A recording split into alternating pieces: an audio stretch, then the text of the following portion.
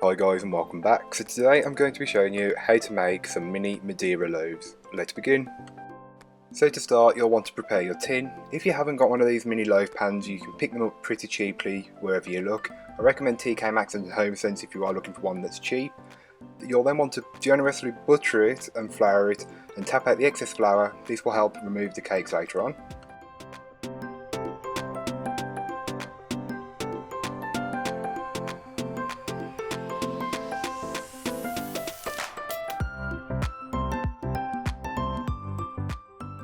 Once your tin is prepared, you can then set it aside until you need it later on.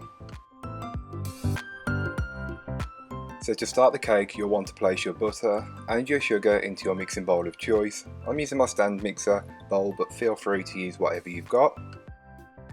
You will then want to mix this over a medium to low speed at first, working your way up to a medium high, and do this until the mixture has come together. You will know once it's come together once it's lighter and fluffier in consistency and colour. Don't forget to give your bowl a scrape down. This will incorporate any bits that haven't been fully worked in from earlier on.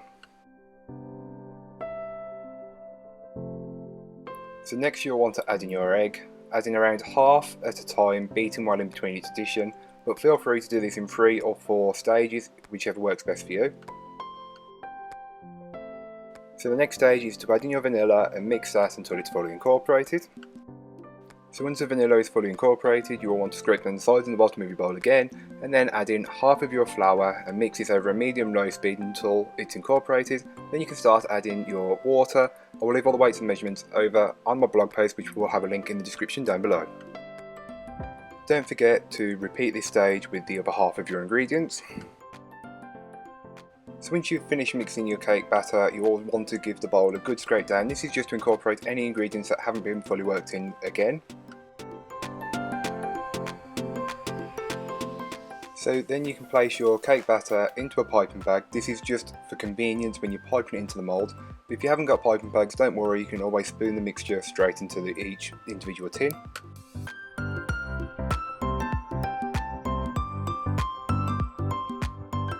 So whether you are piping or scooping your cake batter into the tin, try and do it so it's all roughly equal. If not, don't worry, you can always add or take away from another one to make them as equal as possible. Once fully piped out, you will then want to place these in the oven and bake them off. I will leave all that information over on the blog post, link in the description down below.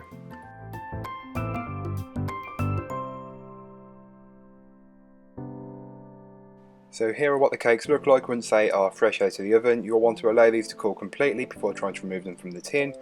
This is a couple of hours later, as I forgot about them, but then you'll want to run a palette knife or a knife around the edge just to loosen it. Then you should be able to tip them out and enjoy your cake. So thank you for watching. If you've enjoyed, don't forget to like, comment and subscribe for more from me. I'll be back next week with another video. If you have any suggestions for future videos, then let me know, as I am currently looking for videos that will feature in October and November. And if you have any for December, which is Bakemas, feel free to let me know either in the comments down below or over on one of my social medias. All that information will be in the video below and over on the blog post, so go and check those out.